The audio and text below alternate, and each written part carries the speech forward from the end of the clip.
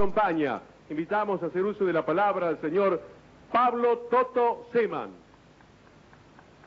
Para este hijo del país, de que los correntinos asumamos la historia que es nuestra de ser la gloria de Vera Yacyretá, convertida en una usina de energía creadora, fuente generadora de armonía y de paz.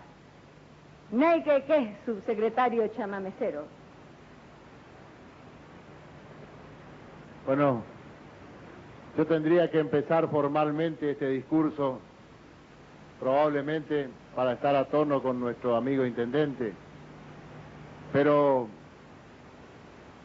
como me dice Marta Chemes, que viene trayendo su bagaje y experiencia y sentimiento hacia lo nacional, habla de que en este momento está hablando con ustedes un hombre que es esencialmente un chamamecero.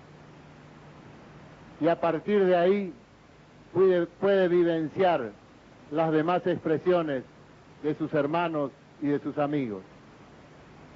Por eso me complace profundamente ver que están aquí, en este ámbito, representantes de distintas comunidades y que también están nuestros hermanos del Paraguay.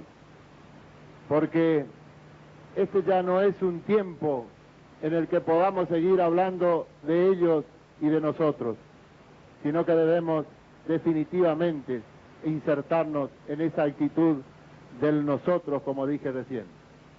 Nosotros estamos generando desde Corrientes y desde esta subsecretaría en este momento un movimiento con relación al chamamé que va a culminar a fin de mes, y el lema es integración y solidaridad. Y hoy aquí, en este reservorio cultural de nuestra provincia, estamos vivenciando esa integración y también estamos palpando la solidaridad. He venido, como vine hace algunos años, para ver concretada esta obra que fue un anhelo de los ituzaingueños y que es orgullo de los correntinos.